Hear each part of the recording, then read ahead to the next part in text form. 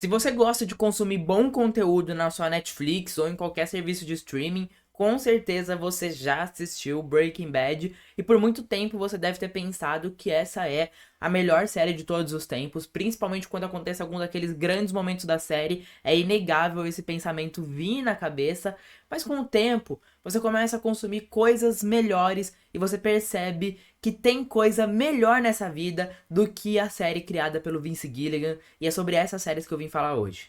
Eu já vou começar com o pé na porta falando sobre a melhor série de todos os tempos, que é Família Soprano. Você já deve ter entrado nessa conversa que o personagem do Walter White só existe por conta do Tony Soprano e diversos outros anti-heróis que a gente tem na televisão, tudo bem.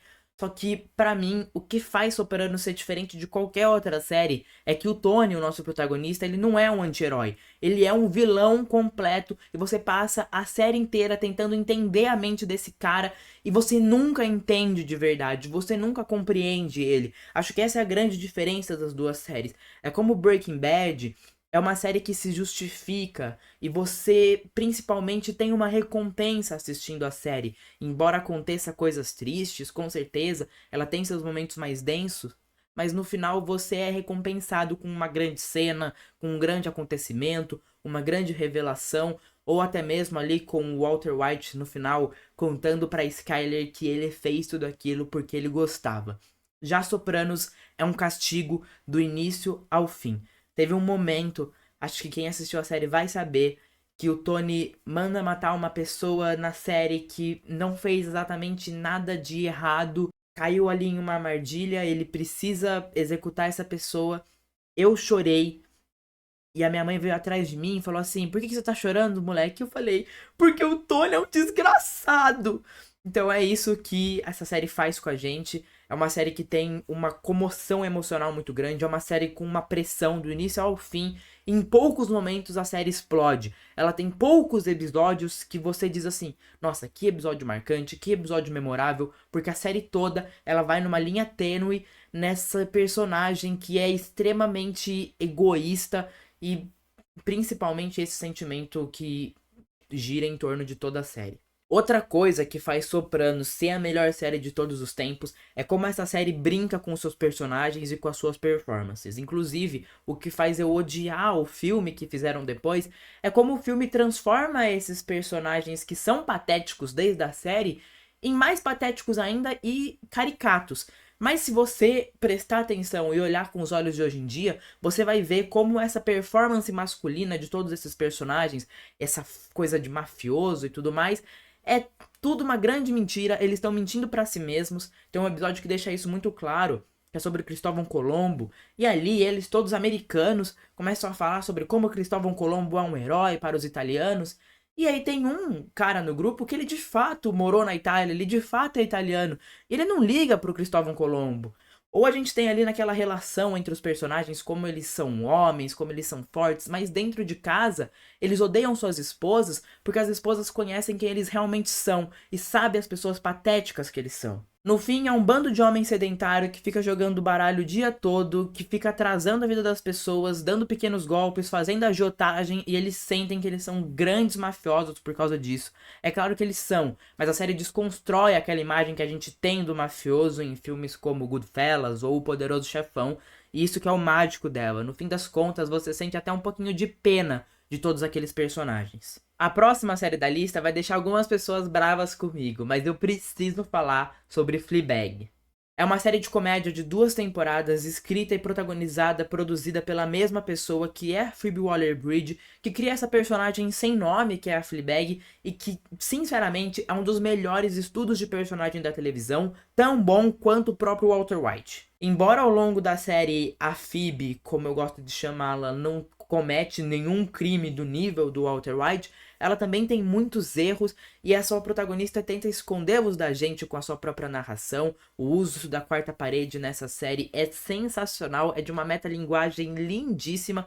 E no fim ali da primeira temporada, a gente tem uma característica sobre ela, um fato sobre a vida dela que ela estava escondendo da gente, e nesse momento ela também tenta se esconder da câmera. Então a câmera vai indo atrás dela e ela esconde um pouco o rosto porque ela tá envergonhada de tudo aquilo e deixa de ser a imagem que ela construiu de si mesma pra gente como espectador. Eu acho, a partir daquele momento, a série se transforma, vira outra coisa. É uma série engraçadíssima e na segunda temporada, quando entra o personagem do padre, se torna um estudo sobre o amor, sobre as relações humanas e poucas séries são tão profundas em seu tema como Fleabag. É um retrato de uma geração, assim como foi Sopranos. Fleabag fala muito sobre essa nossa geração atual. É uma série de muito fácil identificação se você tem ali entre os 18 até os 30 anos. Se você vive qualquer coisa que a personagem principal viveu, você vai entender o que ela tá falando. E essa honestidade dela pra falar de si mesmo é uma coisa que difere essa série pra mim e que faz ela ser completamente acima da média e até mesmo melhor do que Breaking Bad. Pra seguir com a nossa lista, eu vou roubar um pouquinho no jogo, porque eu vou ter que falar de Game of Thrones e vou dizer pra vocês, às vezes eu até falo com uma decepção, assim. Eu tava conversando com um amigo meu recentemente, ele falou que pra ele é como ter perdido um parente quando ele fala de Game of Thrones, porque ele fala realmente como se ele tivesse vivido um luto por aquele final horrível que a série teve pelas últimas 2 temporadas que foram muito abaixo, né? Depois que os irmãos D&D pararam de adaptar os livros, a coisa perdeu o rumo completamente. Eu concordo com isso e por isso eu tenho que dizer que tudo bem. Na soma, não é melhor do que Breaking Bad.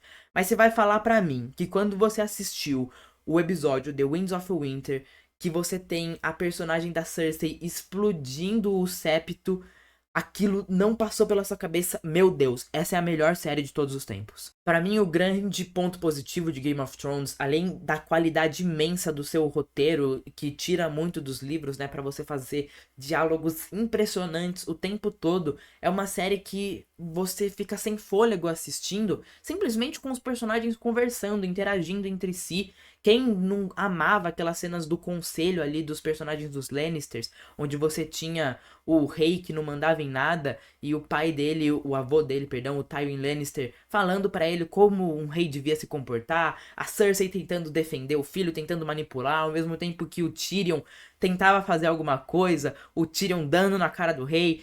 Enfim, tem todos esses grandes momentos da série simplesmente de diálogos, de interações. E depois, quando você parte pra guerra, é uma das coisas mais bem dirigidas da história da sétima arte. Você tem a Batalha dos Bastardos, você tem as batalhas ali na primeira temporada, na segunda, que são coisa de maluco. É uma série corajosa, é uma série que não tem medo de uma ação ter consequência no futuro. Esse foi o grande ponto da série desde o início. Mas pra mim o principal, como essa série sempre amarrou tudo, como essa série vai construindo histórias diferentes e ligando uma a outra. Cara, a Daenerys passou a maior parte da série, acho que umas 5 temporadas, sem ter contato com qualquer outro núcleo do que estava acontecendo. Se pararam pra pensar, e em nenhum momento parecia que a gente estava assistindo um episódio filler quando ela aparecia. Você se interessava na mesma intensidade por tudo que acontecia com os Starks, por tudo que acontecia com os Lannister e tudo que acontecia com a Daenerys também. Inclusive, eu acho que aquelas 6 temporadas são melhores do que os livros. Eu gosto dos livros, embora eu não sou uma pessoa que leia muito, é a minha grande falha de caráter. Eu acho que a série, ela consegue transformar aqueles personagens. Também tem a questão das atuações que são fantásticas, impressionantes, mas eu acho que o que essa série fez durante 6 temporadas, uma coisa que jamais vai acontecer de novo na televisão, agora nos streamings, enfim. Mas infelizmente as 2 temporadas finais não tem como defender, né, gente? É ruim mesmo. Então não superou Breaking Bad, mas tinha esse potencial e por um momento parecia que ia acontecer. E eu vou fechar essa lista com a série mais injustiçada de todos os tempos, que é The Leftovers. Criada por Damon Lindelof, a série conta a história de uma sociedade, uma realidade igualzinha à nossa, onde 2% da população desaparece. Embora pareça pouco, a gente está falando de milhões de pessoas e de muita gente que acaba perdendo famílias ou pessoas que amava. E a série, no começo, parece que vai ser essa busca por respostas, mas com o tempo você começa a entender que exatamente essa crítica da série, como a gente tem essa necessidade de querer buscar respostas, de querer entender os acontecimentos do passado, coisas que não necessariamente têm uma justificativa. É uma série melancólica de se assistir, todo episódio você entra mais a fundo naqueles personagens, que são pessoas que não aceitam terem perdido as pessoas amadas e recorrem a tudo em volta. A partir da segunda temporada, mas na primeira também, você entra muito mais com o recurso da fé e você faz um estudo exatamente sobre como a humanidade lidaria com essa situação. Me parece tudo muito, muito real. O grande problema pra mim das séries de TV é não saber a hora de acabar e não saber como acabar. Então você consegue pensar aí em quantas séries incríveis você assistiu e que a série foi ficando ruim com o tempo. E não muito por conta, talvez, do roteirista, do produtor principal da série, mas sim porque alguém em cima mandou continuar fazendo temporada, os caras tinham que fazer e a série acabou se perdendo, né? A gente falou aqui do caso de Game of Thrones. The Leftovers, ela tem início, meio e fim quando tinha que ter. Acho até que a série sofreu com cancelamento, não me recordo. Mas pra mim as 3 temporadas foram perfeito, foi coisa linda. E aí o outro erro que muitas séries costumam cometer é de não saber como acabar a história. Eu lembro, por exemplo, do final de Killing Eve, que pra mim foi uma decepção. Ou muitos finais de série que são ali aquele arroz com feijão, aquilo que você já espera. No caso de The Leftovers, eles conseguem superar qualquer expectativa. Eles fazem um final justo com tudo que a série é, mas ao mesmo tempo que você lembra daquilo pra sempre. Eu tava esses dias contando pro um amigo meu o final da série, porque eu sabia que ele não ia nunca assistir. E ele ficou tipo, uou, meu Deus, não acredito que eu perdi essa série. Bom, gente, eu juro pra vocês que dá pra fazer até uma parte 2 desse vídeo, mas aqui eu quis dar algumas indicações de séries que eu acho que estão ali naquele tom de estudo de personagem que Breaking Bad faz, essa jornada de um cara que começa pequeno e vai ficando grande. Tentei pensar nessas séries, mas se vocês quiserem uma parte 2, comenta aí, ou qualquer outra ideia de vídeo, deixa aí nos comentários. Eu espero que vocês tenham gostado desse vídeo piloto aqui do canal, e eu vejo vocês na próxima. Tchau, tchau. Como tem coragem de ficar falando mal dos meus vícios?